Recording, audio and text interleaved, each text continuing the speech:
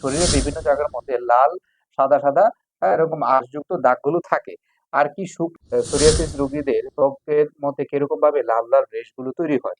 খুবই একটা মারাত্মক রোগ। বেশিরভাগ মানুষই এই রোগে ভুগতেছেন কিন্তু কোনোভাবে পরিত্রাণ পেতেছেন না। জ্বালা থাকে, চুলকানি থাকে, ব্যথা থাকে এই তাদের উপসর্গের মধ্যে। আর তীব্রভাবে অস্বস্তি বোধ করে। হ্যাঁ? তাদের শরীরের মধ্যে একটা তীব্র অস্বস্তিতে বোধ আইসা পড়ে। তারা কোনোভাবেই নিজেদেরকে সামলাতে পারে না। চুলকাতে, চুলকাতে মানে অবস্থা খুবই ভয়াবহ। এই রোগগুলা মানে বেশিরভাগ মানুষই পরিত্রাণ পেতে পারতেছেন না।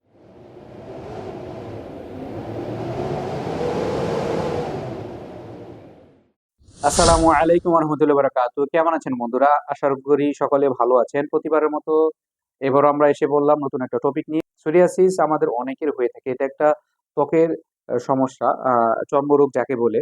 তো আপনারা দেখতে পারতেছেন যে আমি এখানে কিছুটা আপনাদেরকে ছবির মাধ্যমে দেখানোর চেষ্টা করতেছি কিরকম দেখতে। সোরিয়াসিস রোগীকে আমরা এখানে আঁকার চেষ্টা করেছি। তার শরীরের বিভিন্ন জায়গায় এরকম লাল, লাল রেশ হয়ে যায়।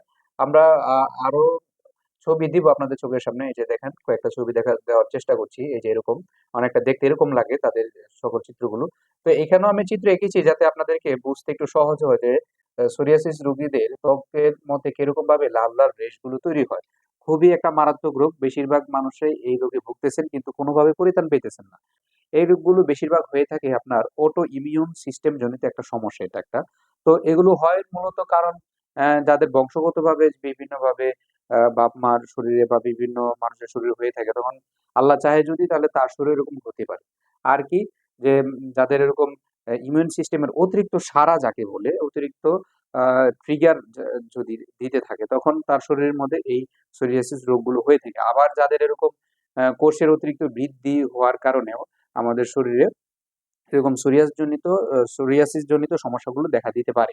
তো এর মধ্যে বিভিন্ন ধরনের প্রকারভেদ রয়েছে। যেমন ধরেন নখের সোরিয়াস, আমাদের বডিতে সোরিয়াসিস হতে পারে, পেনিসে সোরিয়াসিস হতে পারে। বিভিন্ন জায়গায় আমাদের কি সোরিয়াসিস গুলো হতে পারে। বিভিন্ন ধরনের প্রকারভেদ রয়েছে। তো এর মধ্যে সকল প্রকারভেদের মধ্যেই কিছু কমন সিম্পটমস গুলো রয়েছে। যেমন ধরেন যে লক্ষণগুলো যে তাদের শরীরের মধ্যে লাল আঁশযুক্ত সাদা, সাদা দাগ থাকে। ঠিক আছে? তাদের শরীরের বিভিন্ন জায়গার মধ্যে লাল, সাদা, সাদা এরকম আঁশযুক্ত দাগগুলো থাকে। আর কি শুকনো ফাটল যুক্ত ত্বক থাকে। আমি ছবির মাধ্যমে দেখা দিব কিরকম জুম আকারে আপনাদেরকে জুম দিয়ে দেখাবো। এই যে দেখেন একটা ছবি এরকম দেখা যাইতেছে যে ফাটল যুক্ত ত্বক। তাদের ত্বকগুলো কি ফেটে গেছে। আচ্ছা জ্বালা, চুলকানি বা ব্যথা। তাদের শরীরে এরকম জ্বালা থাকে, চুলকানি থাকে, ব্যথা থাকে এই তাদের উপসর্গের মধ্যে। আর তীব্রভাবে অস্বস্তি বোধ করে। হ্যাঁ? তাদের শরীরের মধ্যে একটা তীব্র অস্বস্তিতে বোধ আইসা পড়ে। তারা কোনোভাবেই নিজেদেরকে সামলাতে পারে না। চুলকাতে, চুলকাতে মানে অবস্থা খুবই ভয়াবহ। এই রোগগুলা মানে বেশিরভাগ মানুষই পরিত্রাণ পেতে পারতেছেন না। কিন্তু আমাদের হোমিওপ্যাথিতে খুব সুন্দর চিকিৎসা রয়েছে। আর দেখেন যে হাত পায়ের নখ খসখসে বিবর্ণ হয়ে যায়। যাদের নখের মধ্যে সোরিয়াসিস হয় তাদের হাত পায়ের নখগুলো বেশিরভাগই খসখসে বিভিন্ন হয়ে যাবে। ঠিক আছে? তো বিভিন্ন ধরনের সোরিয়াসিস হয়। তো আমি কমন সিম্পটমস গুলো আপনাদের দেখাচ্ছি। আর হলো আক্রান্ত অংশ চারপাশ ব্যথা করতে থাকে। হ্যাঁ? মানুষের যে জায়গাগুলোতে সোরিয়াসিস হয়েছে সেখানে আশেপাশে চারপাশে প্রচুর ব্যথা করতে থাকে। হ্যাঁ? এই ব্যথাগুলো সহ্য করার মতো না। চুলকায়, ব্যথা করতেছে, ভিতরে একটা অস্বস্তি, খুবই খারাপ একটা অবস্থা হয়ে দাঁড়ায়। আর শরীরের হাড়ের সংযোগস্থলে ফুলে যায়। অর্থাৎ তার শরীরের হাড়ের সংযোগস্থলগুলো এগুলো ফুলে যেতে থাকে এবং তার মধ্যে এরকম এ ফুলে যাওয়ার কারণে ব্যথা হতে থাকে, চুলকানির অবস্থা হয় এবং ভিতরে একটা অস্বস্তি হতে থাকে। সকল কিছু মিলিয়ে কি এরকম সোরিয়াসিসের এই সিম্পটমস গুলো দেখা দেয়। তো এখন কথা হলো যে এই রোগগুলো এত ভয়াবহ, বিভিন্ন জায়গা থেকে এগুলো পরিত্রাণ পাওয়া যাইতেছে না, এগুলোর চিকিৎসাও খুব রেয়ার। এখন আমাদের হোমিওপ্যাথিতে এর কি সুন্দর চিকিৎসা রয়েছে। তো আলহামদুলিল্লাহ আমাদের হোমিওপ্যাথিতে এই রোগের খুব সুন্দর চিকিৎসা রয়েছে। আপনারা যারা বিভিন্নভাবে ঘুরে বেড়াচ্ছেন, এর কোনো সমাধান পাচ্ছেন না, আমাদের হোমিওপ্যাথিতে যদি ক্লাসিক্যাল ট্রিটমেন্ট নেন, অবশ্যই আপনি এই রোগ থেকে পরিত্রাণ পাবেন। এর জন্য দরকার যারা ক্লাসিক্যাল ট্রিটমেন্ট দেয় তাদের শরণাপন্ন হওয়া।